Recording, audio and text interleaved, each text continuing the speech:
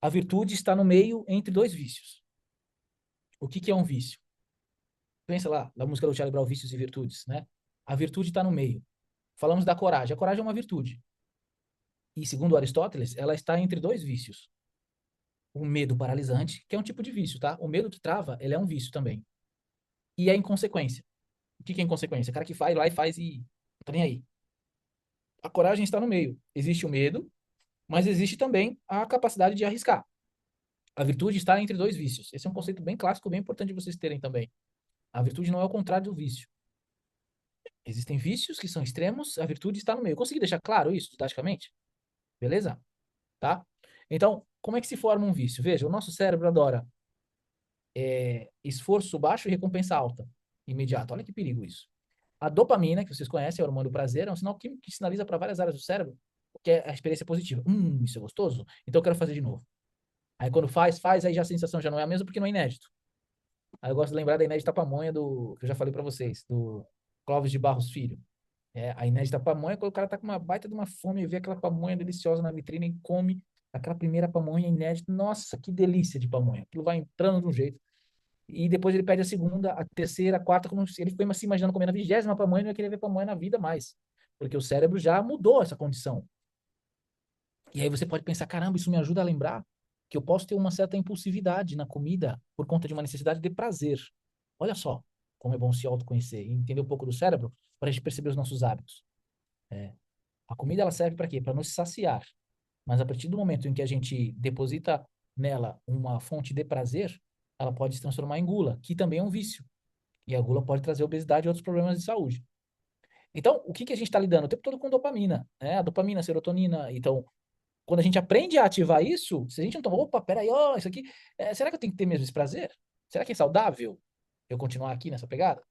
E ela faz você querer buscar aquela sensação positiva novamente. Então, a inédita pamonha é isso do Clóvis de Barro, né? Vou comer a segunda pamonha, mas não vai ter a mesma, porque já está com o bucho cheio. E aí vai entrar diferente, né? Compras excessivas, blusinha nova, isso é dopamina, Natália. Dopamina, é a novidade, a roupa nova. E é muito bom, é muito louco, né? Que a gente experimenta a roupa dentro no provador, que tem uma luz legal, fica tão bonito ali, né? Aí quando a gente coloca em casa, pô, no espelho de casa que não tem a mesma luz, caramba, é uma roupa normal. Gente, a infância é uma janela de oportunidade de desenvolvimento. Por isso que é tão importante a gente cuidar das nossas crianças. É muito importante a gente dar segurança emocional para elas, para que elas se desenvolvam de forma bacana. E hoje, com a facilidade que a gente tem, muitos vícios se instalam nas pessoas. Eu tenho um cliente, eu não estou mais atendendo ele, a gente já encerrou o processo. Ele tem 28 anos. Ele tem 28 anos e nas nossas conversas ele falou do vício em pornografia e com a namorada ele precisava 28 anos. Ele construiu isso de tomar um remedinho para ficar mais ligadão ali na hora do sexo. O cara com 28 anos, né, em tese, não precisa disso. E a gente foi trabalhando isso e tal. E na historicidade dele, ele com 8 anos brincava de casinha com a prima mais velha. Então, olha só, né? Ele foi precocemente estimulado na fase da infância, né? E isso fez com que a adolescência dele fosse pautada nisso, a ponto de ele se viciar na pornografia e a ponto de precisar, né, de outros recursos para, em tese, ter um desempenho melhor com a namorada. E era um dilema para ele. Um garoto, sabe, bacana. Então, muitos jovens estão passando por esse problema, porque está muito fácil o acesso. Tem um dado que a pornografia ela está aparecendo para as crianças de 6 anos de idade. A minha filha tem 8, eu fico imaginando assim o quanto que é importante a gente estar atento a isso. E vocês, como pais e mães, diante dessa estatística, estejam muito atentos a isso, né? Para que esse estímulo não seja precoce e não faça com que a pessoa cresça com essa realidade viciante, né? Que é muita dopamina, né? A pornografia é uma hiperestimulação de dopamina dentro do cérebro. A Ué, mudança de hábito, ela é trabalhosa, ela é morosa e exige o quê? Abrir mão dos prazeres clima. momentâneos, a disciplina e tudo mais. Então, é muito, muito bacana olhar para isso. Né? Então, o que, que a dopamina nos faz? A querer ter aquela sensação novamente. E isso é legal de vocês colocarem assim em mente, né? Poxa, será que eu preciso daquela sensação? Será que essa mudança de estado mental, ela é uma coisa que é necessária para mim nesse momento, né? Então, você passa através da tua alma a ter um olhar mais pragmático para aquilo que é biológico, entende? Olha que loucura isso, papo de doido, né? Então, é como se você, putz, meu, tá querendo prazer de novo, né? Não vai ser legal. Então, vai e não faz, né? Lembrando que uma lição que nós já vimos, né? O cérebro não faz distinção entre o que é real e imaginário. Então, ele vai responder biologicamente às imaginações que a gente vai tendo. E se nós tivermos um mecanismo imaginário pautado na busca pelo prazer, isso pode se tornar um vício. Olha lá, o cérebro gosta de tarefas com recompensa alta e esforço baixo. Isso também é uma informação muito importante. O que é recompensa alta e esforço baixo? Pensa aí na cocaína. Na cocaína você, né, consegue considerar, se você der, não estou recomendando que faça isso, pelo amor de Deus, né, mas se você cheirar um pó, você vai ter um prazer momentâneo ali, né, com um esforço baixo, né? Agora, se você corre, você vai ter um prazer, uma sensação boa, mas por meio de um esforço alto. Aí é que está a virtude, né? Se nós pegarmos a bebida também, ela tem ali um efeito prazeroso, né?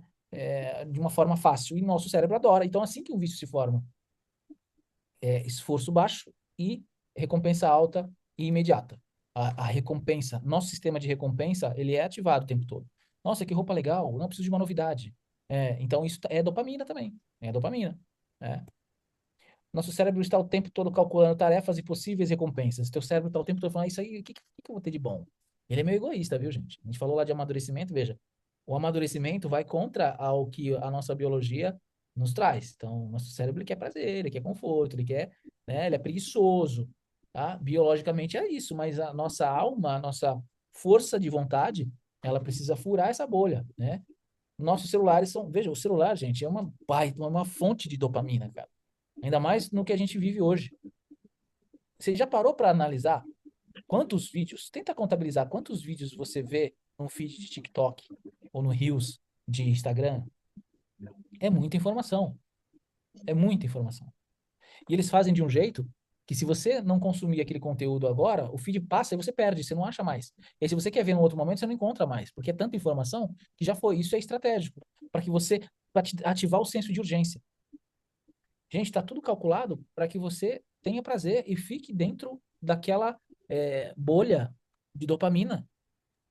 Então você está tendo a oportunidade de refletir sobre isso para avaliar, pô, peraí, eu tenho às vezes essa autoanálise. Caramba, eu tô aqui, eu tô olhando isso aqui e tô hipnotizado. É uma hipnose. É uma hipnose. E essa sensação de rapidez do tempo passar rápido, é isso. Porque a gente está se hipnotizando nas nossas brechas de tempo. Sabe? A gente sempre teve 24 horas, mas hoje está passando muito rápido.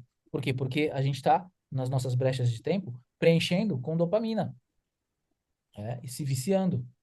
E aí, esse preenchimento vai fazendo com que o tempo passe mais rápido. Ou seja, está indo contra a ideia contemplativa que é essencial para todo ser humano. Na agonia do desejo não há escolha. O sujeito compulsivo não conseguirá se libertar dos seus desejos mais violentos, né? Então, quais são os desejos mais violentos que hoje te acometem? Você conseguiria fazer essa autoanálise? É o celular? É a comida? É a compra de roupas? É a fofoca? É a pornografia? Você tem que avaliar. O número de pessoas compulsivas com drogas, entretenimento, pornografia ou qualquer coisa que as faça sair da realidade é cada vez maior. Olha o que a gente está vendo aqui, ó. Sair da realidade. Lembra que vocês falaram ali de vício? Dor? A dor, entre aspas, é uma sensação incômoda que pode ser anestesiada pela dopamina. Ah, não vou olhar para isso. Ah, não vou fazer terapia. Não, olhar para os meus defeitos, olhar para os meus problemas. Não, vou para pornografia, eu vou para bebida, eu vou para droga. E aí você vai anestesiando. E você vai tomando anestésicos para quê? Para sair da realidade e não encará-la. Nós falamos de amadurecimento. Uma pessoa madura é aquela que encara a realidade. Cara, você tem que mudar isso aqui. Então, o quanto que nós estamos aptos a encarar. E um dos melhores meios de se libertar disso é criar barreiras que nos impeçam de dar vazão às nossas compulsões. Olha o que a Patrícia acabou de falar. Eu estou levando o livro. Eu estou levando o livro comigo, de bolso. Com isso, eu estou lendo páginas, porque olha que legal da página. Isso também é neurociência. O livro é só linha, sem imagem. Ele te obriga a criar imagens na sua cabeça. Ou seja, ele te faz mais inteligente. A tela te traz a imagem pronta. Te deixa preguiçoso. Te deixa burro. Porque você já está com a imagem pronta. Você não tem o trabalho de imaginar. Um livro só tem letra. palavras, frases. E aí você faz o esforço de imaginar a fisionomia do personagem. Você faz o esforço de imaginar o lugar que está. Você faz o esforço de pensar, você fica mais inteligente. Agora, se você tem a imagem pronta, dopamina, dopamina, dopamina, dopamina, dopamina, você fica burro, tá? Desculpa a sinceridade. Por óbvio, isso tem de ser conciliado com a nossa vontade. Olha a vontade aí. No entanto, a força de vontade não é um recurso humano infinito. A gente tem que ter descanso para poder achar. É mais como exercitar um músculo que pode ficar cansado se o usamos demais. Para atingir o resultado que a gente quer, a gente precisa ter descanso, né? Porque se a decisão é tomada e o resultado a gente quer de uma hora para outra, vai se frustrar. É demorado. O caminho para se ver livre dessas compulsões tem sido a abstinência, a compreensão e a vontade de mudar. Somente a farmacoterapia não tem funcionado. E realmente eu sou muito a favor de mais Platão, menos Prozac. Inclusive eu tenho o livro, se vocês quiserem eu mando. Eu não sei se já mandei para alguns de vocês. O que é mais Platão, menos Prozac, do Lu Marinoff? A gente vê a filosofia como uma base para a gente entender a nossa realidade e não recorrer a remédios para poder ter uma condição mental mais adequada. No entanto, para oferecer um resultado instantâneo, o remédio traz o resultado instantâneo no sintoma, né? Você toma um remedinho, opa, você fica bem. É que não exige nenhum tipo de esforço do paciente, muitos doentes se submetem ao uso de fármacos, sem buscar uma terapia que os faça entender os seus dilemas, para assim terem um redirecionamento da vontade.